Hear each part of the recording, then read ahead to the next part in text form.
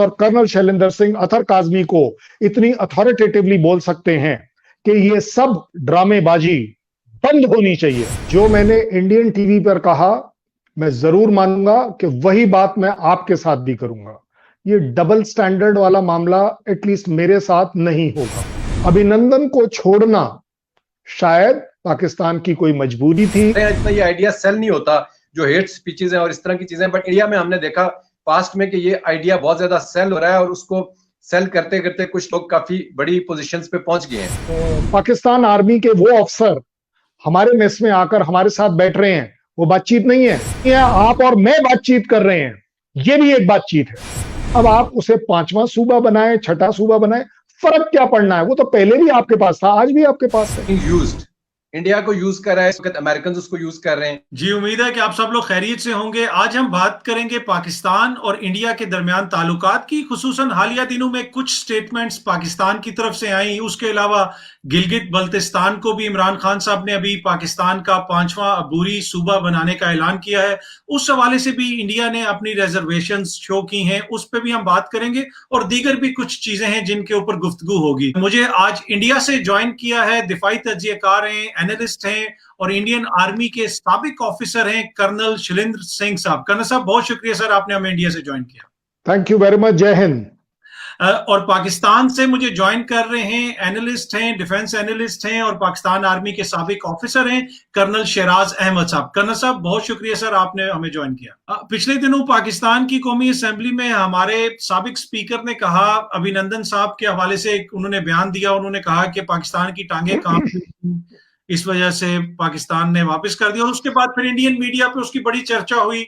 आप खुद Indian media पे उस हवाले से आए, टीवी प्रोग्राम में भी आपने शिरकत की, अपना पॉइंट ऑफ व्यू दिया। तो आपकी क्या टेक है, आप क्या समझते हैं, सारे सूरत हाल को कैसे देखते हैं? देखिए, पहली बात, जो मैंने इंडियन टीवी पर कहा, मैं जरूर मानूंगा कि वही बात मैं आपके साथ भी करूंगा। ये डबल स्टैंडर्ड वाला मामला एटलीस्ट मेरे साथ नहीं होगा। मैंने इंडियन टीवी पर भी बड़ी जिम्मेदारी से कहा, इंडिया और पाकिस्तान का कैरेक्टर, बात करने का तरीका, सब कुछ मिलता है, क्योंकि हमारी 5000 साल पुरानी एक पैदाइश है, एक तरीका है। अब उसमें गलत और सही मत ढूंढिए। ये आपको भी पता है, ये इंडिया में सबको पता है। ये सिर्फ एक बात करने का तरीका है। जब आप एक्चुअली देखिए, अतर साहब, इसको बड़ी बारीकी से समझिएगा। अगर कोई एक आदमी बोल रहा है कि उनकी टांगे कांप रही थी, भाई साहब मुझे ये बताइए, टेबल के नीचे घुसकर आपने टांगे देखी थी? किसी ने देखी थी? ये सिर्फ एक बात करने का तरीका है। इसको हमें सिर्फ उसी तरीके से, उसका कहने का मतलब है कि वो घबरा रहे थे, नर्वस थे या जो भी थे, दैट इज ऑल। इसको इससे ज्यादा बड़ा करना ना पाकिस्तान के लिए ठीक है, ना हिंदुस्तान के लिए ठीक है। क्योंकि, और वैसे भी चलिए मैं एक सेकंड को मान भी लेता हूं कि सादिक साहब के पास एक कोई ऐसा मीटर लगा था कि वो टांगे कांपती हुई नाप पा रहे थे, देख पा रहे थे। मैं आप एक बात बताइए मुझे, would that actually amount to, जैसे हम भी कई लोग इंटरप्रेट कर रहे हैं, गलत कर रहे हैं, कि दैट मींस पाकिस्तान की टांगे कांप रही थी? What do you mean by that? This is only a expression. हम लोगों में आपस में भी जब बात करते हैं, हम इंडिया का इंडिया में बात करते हैं, पाकिस्तान का पाकिस्तान में भी बात करते हैं, जब बोला जाता है ना मैं तुझे देख लूंगा, actually what does that mean? और that means let us kill this issue, छोड़ परे तू। इसी तरह यस, इसका जो बड़ा पार्ट है, जो समझने वाला पार्ट है, वो यस, उसको जरूर इंटरप्रेट किया जा सकता है कि अभिनंदन को छोड़ना शायद पाकिस्तान की कोई मजबूरी थी, कोई प्रेशर था, या पाकिस्तान का अपना बड़प्पन था या नहीं। मुझे लगता है सादिक साहब ने सिर्फ पाकिस्तान के लिए ये डैमेजिंग सिर्फ इतना कर दिया कि एक तरह से अगर वो बोल पाते, मेंटेन कर पाते, क्या इंडिया का पाकिस्तान का अपना बड़प्पन था जिसके वजह से उन्होंने अभिनंदन को छोड़ा। वो एक ज्यादा अच्छी स्टेटमेंट थी, वो एक ज्यादा रिस्पेक्टेबिलिटी की स्टेटमेंट थी। आपने डर के मारे छोड़ा, आपने सऊदी के प्रेशर में छोड़ा या यूएस के प्रेशर में छोड़ा कि वो 9 बजे रात को अटैक करने वाले हैं। भाई साहब आप एक बात बताइए, प्राइम मिनिस्टर इंडिया का 9 बजे अटैक करेगा या नहीं करेगा, ये आपको कैसे पता? ये अगेन एक एक्सप्रेशन है कि अगर हम नहीं करेंगे तो शायद आज शाम को अटैक हो जाएगा, कल हो जाएगा। ये सिर्फ एक बोलने का तरीका है। इसको आप अगर पकड़ कर बैठे, जैसे कई जगह मैं देख रहा हूं कि इंडियन प्रेस ने भी पकड़ कर बैठा है, आप बैठ सकते हैं, कोई बुराई नहीं है, मतलब अपना अपना सोच है। लेकिन मेरा अपना सोच है कि ना तो किसी ने पैर कांपते हुए देखे और ना किसी के पैर एक्चुअली कांप रहे होते हैं। ठीक है, पैर सिर्फ जी। कर्नल साहब, इस पे मैं कर्नल शिराज की टेक लूंगा। कर्नल शैलेंद्र ने बड़े प्रोफेशनल तरीके से कहा कि ये टांगे कांपने की बातें करना ये ऐसे ही है, वो इतनी ज्यादा उन्होंने कहा कि वो उसको अहमियत नहीं देते कि या सादिक साहब ने क्या कहा, लेकिन वो तो इनका तज्जिया है। लेकिन सर, अगर कल भारत की असेंबली में, भारत की पार्लियामेंट में भारत का स्पीकर खड़ा होकर इस तरह की बात करे कि पाकिस्तान का एक बंदा हमने पकड़ लिया था और हमारी सेना की, हमारे हुकूमत की टांगे कांप रही थी, तो हम लोग तो उसके ऊपर बड़ी खुशियां मनाएंगे, हम भी उसको इसी तरह मीडिया में उठाएंगे। बड़ी सीरियस चीज है। हमारी तरफ से जो बयान आया वो तो इंतहाई गैर जिम्मेदाराना था। तो इस वक्त जो हमारे ये लोग हैं, जो पॉलिटिकल लोग हैं, ये टोटली इंडिया को इसलिए बीच में इन्वॉल्व करते हैं कि पाकिस्तान आर्मी या लोग उससे इरिटेट होते हैं, उससे हमें दुख पहुंचता है। और अभी देखें, कुछ चीजें हैं जो हमने on the face of it उनको फेस करना है, कि जिस तरह आई फुली इंडोर्स जो जिस तरह कर्नल शैलेंद्र ने कहा कि हम सारे लोगों को पीस किसको पसंद नहीं है, और मतलब वो बेशक हिंदू हो, मुसलमान हो, सिख हो, ईसाई हो, we all want peace in our lives, but the only problem is our politicians का मकसद होता है कि उन्होंने अपने लोगों से वोट लेने होते हैं, उनकी ऑप्टिक्स चेंज करनी होती हैं, और वो देखते हैं कि हमारा सबसे मशहूर जो स्लोगन है, जो जिसके तहत हम लोगों से वोट ले सकते हैं, वो कौन सा स्लोगन है हमारा। तो बेसिकली ये स्लोगन लगाते हैं, बेशक वो बीजेपी है या कांग्रेस है या पीपल्स पार्टी या बड़ी जितनी पॉलिटिकल पार्टीज हैं, लेकिन हमारे यहाँ इतना ये आइडिया सेल नहीं होता जो हेट स्पीचेस हैं और इस तरह की चीजें। बट इंडिया में हमने देखा पास्ट में कि ये आइडिया बहुत ज्यादा सेल हो रहा है, और उसको सेल करते करते कुछ लोग काफी बड़ी पोजीशंस पे पहुंच गए हैं। तो जहां तक अयाज सादिक का तल्लुक है, इट्स ऑल पॉलिटिक्स, इसमें कोई हकीकत नहीं है। और प्रोफेशनली बड़ा अच्छी उन्होंने बात की कि कौन सा अटैक, किस तरह का अटैक, पाकिस्तान को कैसे पता चल गया कि रात को 9 बजे वहां से अटैक आ रहा है। सर, इस तरह नहीं होता। अटैक करने के लिए पहले फोर्सेस के बिल्टअप होते हैं, और ये जितना कुछ किया बीजेपी ने, ये बेसिकली उन्होंने जो किया, it was a political strike, जिसके रिएक्शन में हमारी चीजें आई। वो अपने वोट लेना चाहते थे, वो पाकिस्तान से ना जंग कर सकते हैं, वो अफोर्ड कर सकते हैं, ना हम अफोर्ड कर सकते हैं। हम इस पोजीशन में ही नहीं है कि ये काम करें उनके, क्योंकि स्टेक्स बहुत हाई थे। उन्होंने अपने लोगों की ऑप्टिक्स चेंज करनी थी, बालाकोट उन्होंने किया, उसके बाद हम पे बहुत प्रेशर रहा, जवाब नहीं देते तो हमारी जो न्यूक्लियर डेटरेंस है और जो हमारी कौमी इज्जत है, इंडिया को भी इस बात का पता था कि अगर ये हमें इस टाइम पे रिएक्ट नहीं करते तो ये कॉम्प्रोमाइज हो जाएंगे। सो रिएक्शन हमारी मजबूरी थी, क्योंकि हमने किसी बात को खातिर में नहीं लाया, बेशक वो अमेरिकन हो, जो मर्जी हो। जब मैं कर्नल शैलेंद्र आपके पास ही आता हूं दोबारा, कि ऑब्वियसली आपने कहा कि मीडिया के एक सेक्शन ने उसको उठाया, और पाकिस्तान में भी अगर कोई भारत में इस तरह की बात करता तो हम लोगों ने भी उसको उठाना था, और इसी तरीके से उसके ऊपर तज्जिए भी करने थे, तबसरे भी करने थे। लेकिन ये होता है कि सम टाइम इस तरह से माहौल मजीद खराब होता है, चाहे वो पाकिस्तान की तरफ से हो या इंडिया की तरफ से हो। आप क्या समझते हैं कि सर, ये जो भी एपिसोड हुई अभिनंदन वाली, उससे पहले भी हमारे चलते रहे, क्या इन द लॉन्ग रन ये हम इसी तरह टिट फॉर टैट ही देखते रहेंगे, या सूरत हाल कुछ बेहतर होगी, sanity will prevail? Tragedy between India and Pakistan बिल्कुल यही है जो आप फरमा रहे हैं। देखिए, हो क्या रहा है, छोटी छोटी बातों को हम बड़ा बड़ा करके बता रहे हैं, और जो बड़ी बातें करनी चाहिए वो हम करने को तो राजी नहीं है, उसको डिस्कस करने को राजी नहीं है, उसके ऊपर अपना दिमाग लगाने को राजी नहीं है। भाई, मुझे आप एक बात बताइए, अगर जर्मनी मिल सकता है, कोरिया मिल सकता है, देश की हर वो पावर्स अपने इकोनॉमिक गेन्स, अपने लोगों की खुशहाली के लिए अगर मिल सकते हैं, काम कर सकते हैं, पाकिस्तान और इंडिया क्यों नहीं कर सकता? और मैं एक आपको बड़ी जिम्मेदारी से बता रहा हूं, इंडिया और पाकिस्तान भी कर रहा है, लेकिन हम जब बोलने पर आते हैं ना, तो हम में से कोई बोलने को राजी नहीं है कि आज भी इंडिया और पाकिस्तान के बीच में ट्रेड चल रहा है। दुश्मनी थोड़ी ना चल रही है, दुश्मनी दिखाई जा रही है। क्यों? क्योंकि वहां पर वोट है, वहां पर हम लोगों का दिल जीत लेते हैं, बड़ी बड़ी बातें कर लेते हैं, कोई लीडर अपनी, कोई रिलीजियस लीडर अपना सब अपना अपना रुतबा दिखा रहे हैं, ठीक। जिससे कि आपकी जो बड़ी बातें हैं जो देशों के बीच में होनी चाहिए।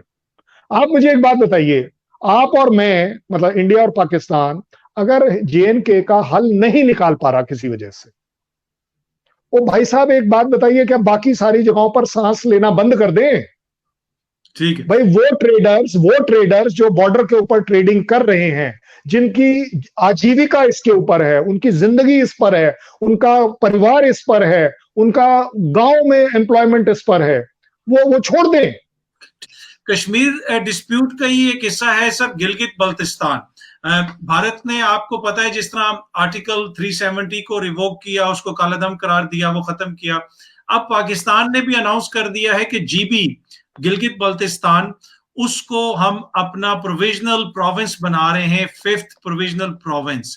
इस डेवलपमेंट को भारत में बैठे हुए आप किस तरह देख रहे हैं? GB के ऊपर एक सेकंड बाद आते हैं। आपने कभी अभी स्टेटमेंट दिया कि चलिए हमारी आपस में बातचीत नहीं हो पा रही जी JNK से रिलेटेड, ये भी एक हमारा आपस का प्रॉब्लम है।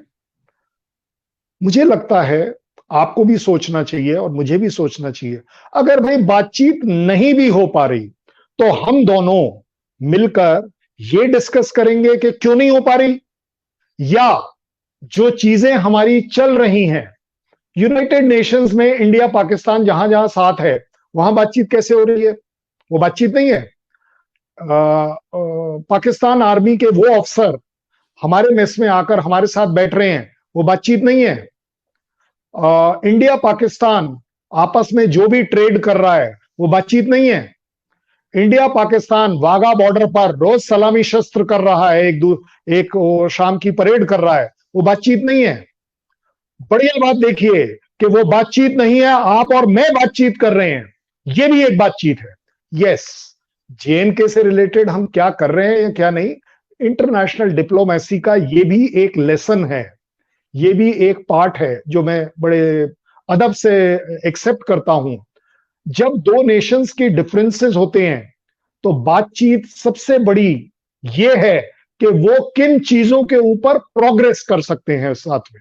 बातचीत नहीं हो पा रही, कोई बात नहीं, हमें कोई जरूरत नहीं है कि हम उसी के पीछे पड़े रहे, हम अपनी ट्रेड को इतने हाई लेकर जाएं कि बातचीत होना अपने आप मजबूरी हो जाए। अब आगे बात आपकी GB से रिलेटेड JNK में, अतर साहब इसको एक बिल्कुल अलग तरीके से पढ़िए मेरे साथ। आपने 370 का जिक्र किया, पाकिस्तान का हर आदमी इसके जिक्र करता है, जो भी टीवी पर करता है। इंडिया का भी हर आदमी 370 और 35A के ऊपर बात करता है। भाई साहब मुझे एक बात बताइए और सच बताइएगा, किसी से भी पूछ लीजिए, इंडिया ने 370 हटाया, 35A हटाया, क्या फर्क पड़ा? सच बताइए, आपको अगले दिन से लेकर आज तक क्या फर्क पड़ा? या फॉर दैट मैटर JNK को क्या फर्क पड़ा? बड़ी जिम्मेदारी से सोचिए और मुझे इसका जवाब दीजिए। मैं बताता हूं, ये जो चीजें करी जाती हैं ये सिर्फ सेरेमोनियली करी जाती हैं, इसका और कोई मतलब नहीं है। सेरेमोनियली हम एक दूसरे से ये असर्ट करते हैं कि नहीं मैं हटा सकता हूं। भाई साहब जब 70 साल से 370 लगा हुआ था तब कुछ फर्क नहीं पड़ा, आज अगर हटा भी लिया तो ऐसा कौन सा आसमान गिर गया या कौन सा पाकिस्तान ऑक्यूपाइड कश्मीर हमारे साथ मिल गया फॉर दैट मैटर।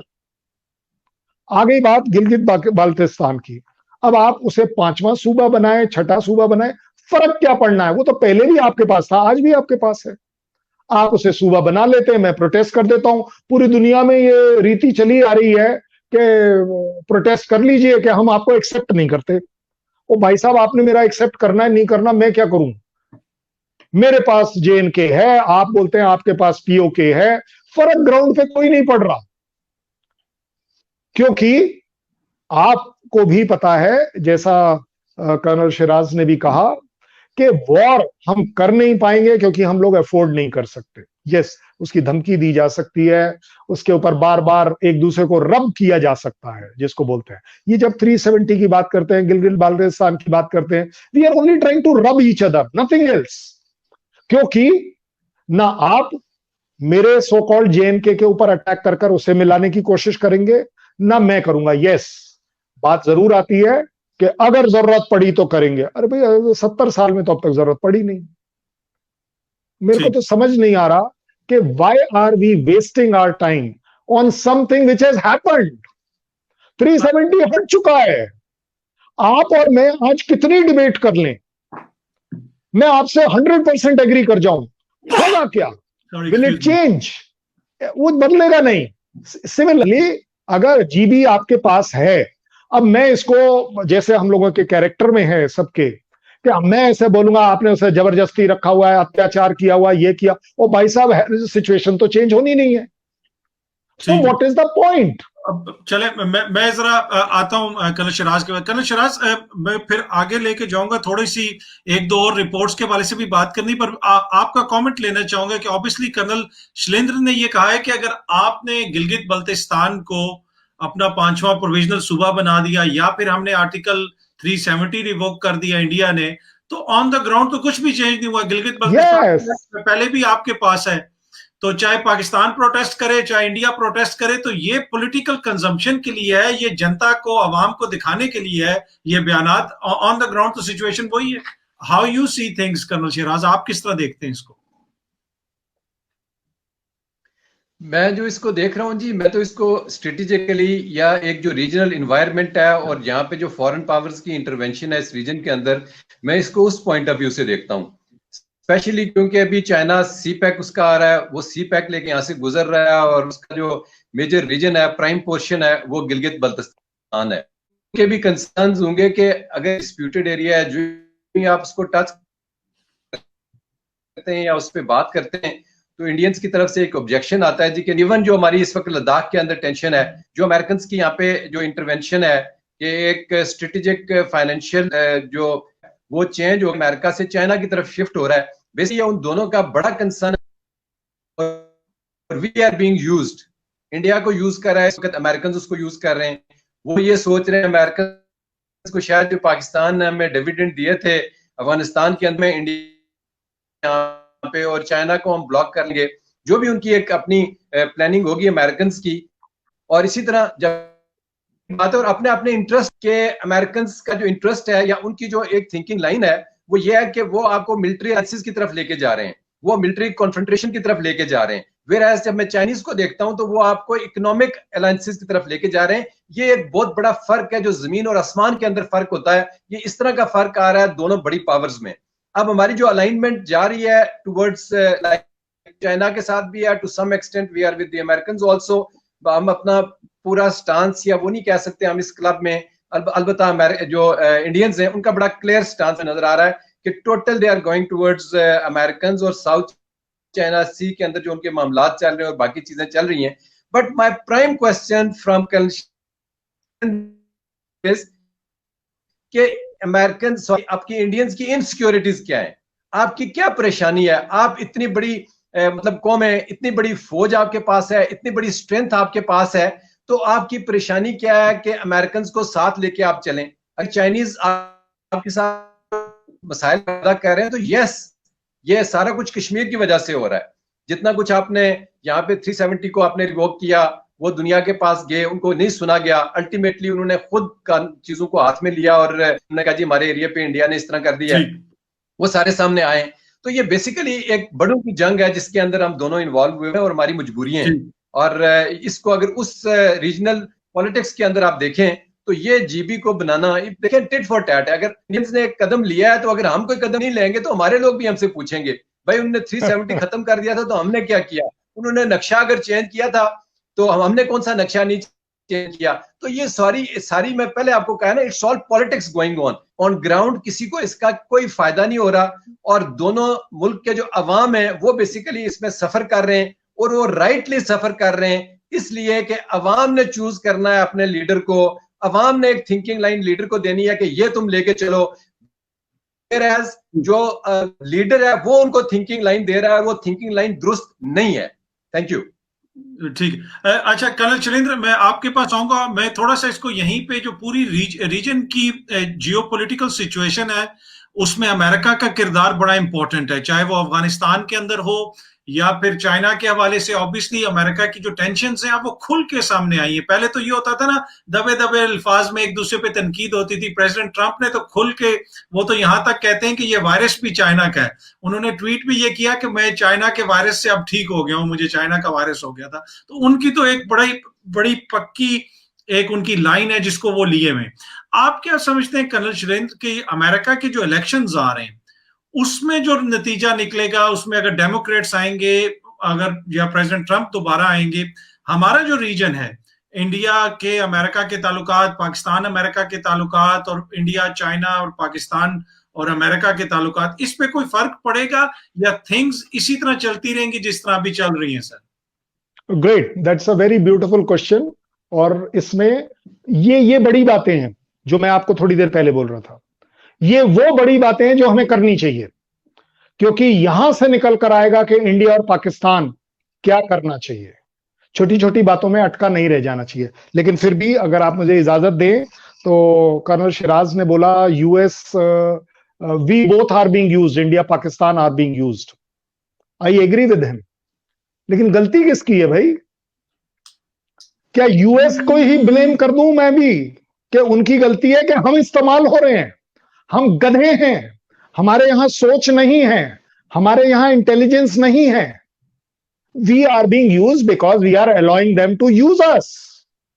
जिस दिन इंडिया और पाकिस्तान ये रियलाइज कर लेगा, और मैं अभी आप पर आऊंगा जियो पॉलिटिकल पर, इसका डायरेक्ट कनेक्शन आपको बताऊंगा। सिमिलरली यूएस की क्या थिंकिंग है मैं उनको ग्रांट करता हूं, उनकी स्ट्रैटेजी भी। पाकिस्तान और इंडिया में क्या थिंकर कम है? मर गए हम? जब थिंकिंग की बात आए तो सिर्फ यूएस के पास वो थिंकिंग हेड है, वो ग्रे मैटर सिर्फ उनके पास है। No, I don't agree. हम लोग अनफॉर्चुनेटली हमारे पास भी है। अगर कर्नल शिराज और कर्नल शैलेंद्र सिंह अतर काजमी को इतनी अथॉरिटेटिवली बोल सकते हैं कि ये सब ड्रामेबाजी बंद होनी चाहिए, अगर ये वर्ड स्प्रेड करेगा, लोग चूज करेंगे अपने आप को, इस पर एसर्ट करेंगे, चीजें ठीक होंगी। ऐसा नहीं है कि नहीं होंगी। अगर 2 मिनट पहले जब हमने सादिक साहब वाली बात करी, या वो चौहान साहब की भी बातें जो चल रही है, व्हाट डज दैट मीन? या तो मैं उसको क्रिटिसाइज कर लूं या उसके मजे ले लूं। मैं आपको बोलता हूं इसका तीसरा एंगल क्यों ना लिया जाए कि पाकिस्तान में डेमोक्रेसी इज एमर्जिंग और लोगों में बोलने की ताकत और छूट है। वो रेपुटेशन बंद करिए कि वहां कोई कुछ बोल ही नहीं सकता। बोल रहे हैं ना, पार्लियामेंटेरियंस बोल रहे हैं, that means democracy is getting strengthened. क्यों नहीं इसके ऊपर डिबेट करी जाए कि how beautifully it is being done.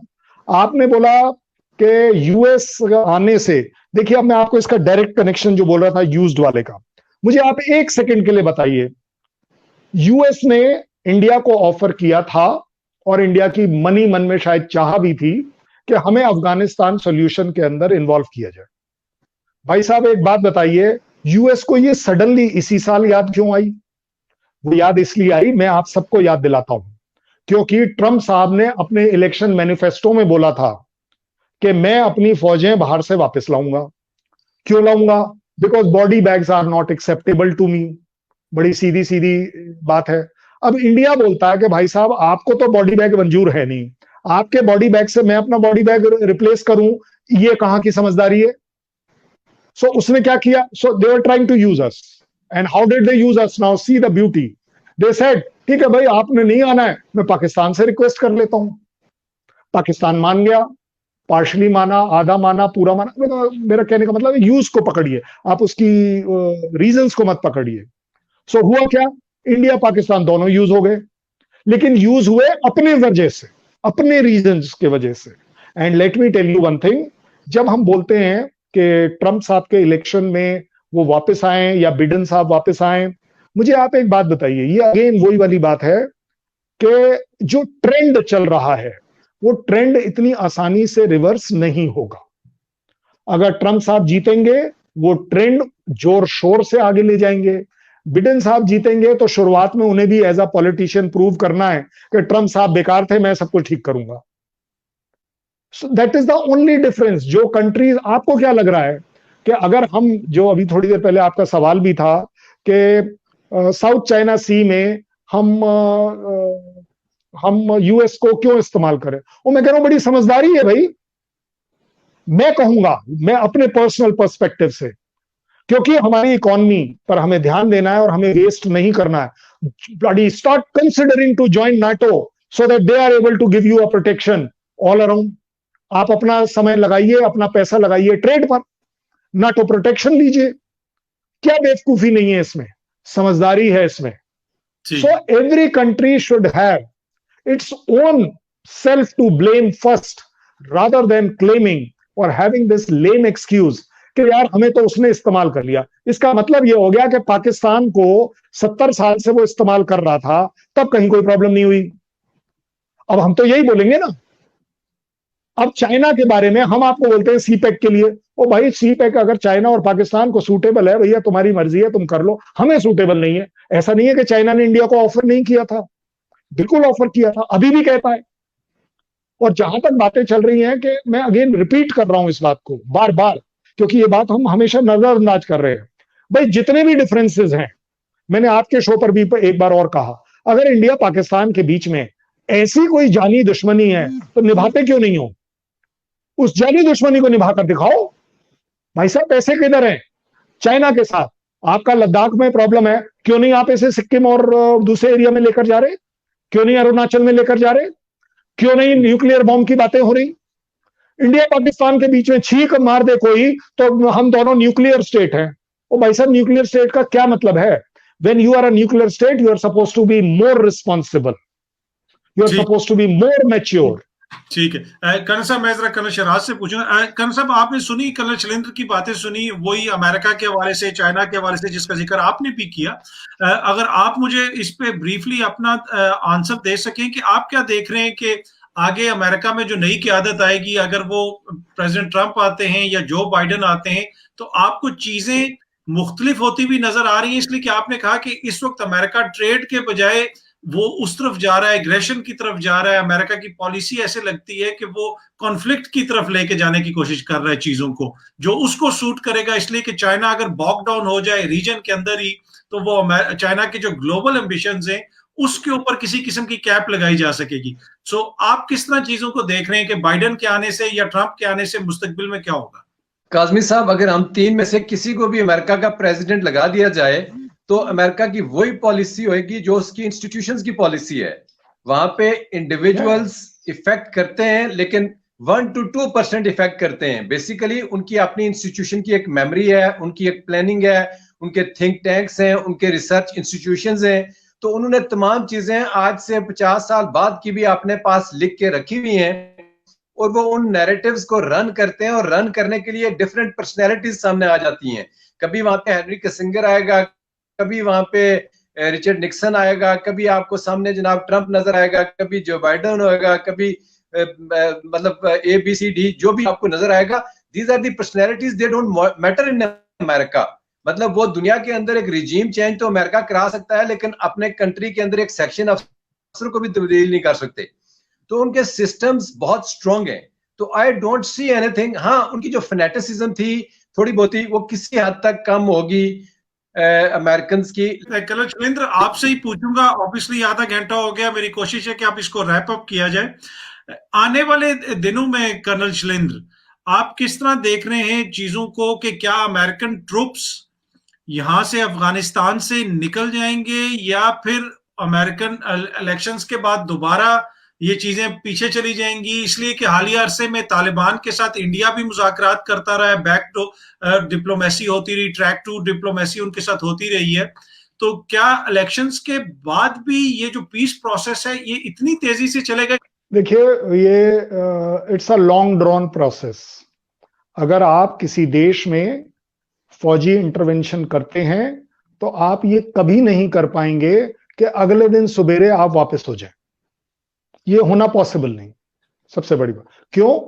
क्योंकि अगर आप इस तरह से करने लगे कि सडन विड्रॉल, एब्रप्ट विड्रॉल, नी जर्क रिएक्शन विड्रॉल, तो आपकी जो इंटरनेशनल सो कॉल्ड साख है उस पर असर पड़ेगा कि आप चीजें करते हैं और एकदम से गायब हो जाते हैं। वो कंट्री क्या करे? सो आई फील कि गवर्नमेंट कोई भी आए, troops will go back, there is no doubt on that. क्योंकि जो ट्रूप्स को वापस नहीं जाने देगा उसकी प्रॉब्लम आ जाएगी, उसकी शामत आ जाएगी, उसकी पॉलिटिकल प्रॉब्लम्स आ जाएंगी. So they will go back, but yes, they will not go back so irresponsibly. ये जो हम वर्ड्स इस्तेमाल कर रहे हैं ना, अभी अपने डिफरेंट वर्ड्स हैं. क्या वो स्पीड अप जो आप बोल रहे हैं, वही यूएस बोलेगा, we will go, but we'll go responsibly, that we will stabilize situation in Afghanistan. Pakistan को उसमें अच्छा रोल अदा करने देंगे. इंडिया की कोशिश रहेगी कि वो भी अपना रोल अदा करे और हम धीरे धीरे अपना ट्रूप विड्रॉल करें. आपको क्या लग रहा है कि सपोज कर लेते हैं कि 1 दिसंबर को कोई भी गवर्नमेंट का प्रेसिडेंट बन जाए, आपको क्या लग रहा है 2 दिसंबर को सारी फौज वापस आ जाएगी? नहीं आ सकती. Strategically, tactically, administratively not possible. It never happens like that. Yes, it will come back, it will reduce, it may reduce at a little better pace, or like if Trump comes, obviously he would like to prove a point कि देखिए मैंने शुरू किया था और मैं पूरी की पूरी फौज वापस ला रहा हूं. पूरी फौज लाना वापस इस समय दोनों ही लीडर्स के लिए एक तरह से मैंडेटरी रिक्वायरमेंट है. ये अब चॉइस वाली बात नहीं रही है. यस, अगर कहीं कोई धमाका हो गया, कोई और नई बात होगी तो एक अलग बात है, लेकिन in normal process international diplomacy को देखते हुए उनके ट्रूप्स वापस जरूर जाएंगे, क्योंकि यूएस ने अपना मन बना लिया है कि अब हमें यहां रहने का कोई फायदा. अच्छा कर्नल शिराज, आपसे मैं ये पूछूंगा कि सर देखें, ऑब्वियसली जब ट्रूप्स वापस जाएंगे तो इस वक्त बहुत सारे फैक्शंस हैं विद इन अफगानिस्तान. जो इस वक्त सिक्योरिटी फोर्सेस हैं, अफगान सिक्योरिटी फोर्सेस हैं, वहां की फौजें, क्या वो प्रेशर को सस्टेन कर सकेंगी विदाउट एयर पावर अमेरिका की, विदाउट उनकी जो टेक्निकल नो हाउ है, वॉर प्लानिंग है, उस तमाम सपोर्ट के बगैर डू यू सी के किसी किस्म के एक जिसे कह सकते हैं कि तगड़े एनिमी के खिलाफ वो सस्टेन कर सकेंगी? जी, अगर उनकी हिस्ट्री आप देखें, अफगान तो इसी तरह की है, लेकिन डेफिनेटली जब ये पुल आउट करेंगे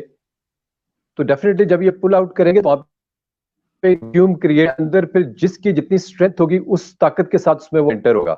तो अगर तो तालिबान के पास है या गवर्नमेंट फोर्सेस के पास है, बट आई एम श्योर इसके ऊपर बैकडोर में कुछ ना कुछ काम हो रहा है.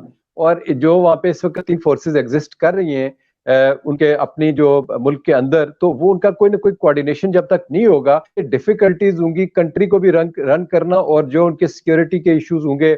और वहां पे regime चेंज का भी जो है ना फ्यूचर में ये हमें नजर आ रहा है कि अगर अमेरिकन ने उनको स्ट्रेट अवे इसी तरह बैन कर दिया तो असूली तौर पे उन्हें किसी फार्मूले के तहत ही वहां से, तो मेरा ख्याल ये है कि अगर वहां पे विजडम प्रिवेल नहीं करेगी, अगर उनका कोई प्रॉपरली एक फार्मूला इक्वालिटी का वर्कअप नहीं होगा, तो फ्यूचर अफगानिस्तान जो अनस्टेबल रहेगा और इंडिया और पाकिस्तान दोनों के लिए बड़ी डिफिकल्टीज और ओवरऑल वर्ल्ड भी जो है ना उसमें कंफर्टेबल नहीं रहेगी. जी कर्नल शिराज, कर्नल शिलेंद्र, आप दोनों हजरात का बहुत शुक्रिया.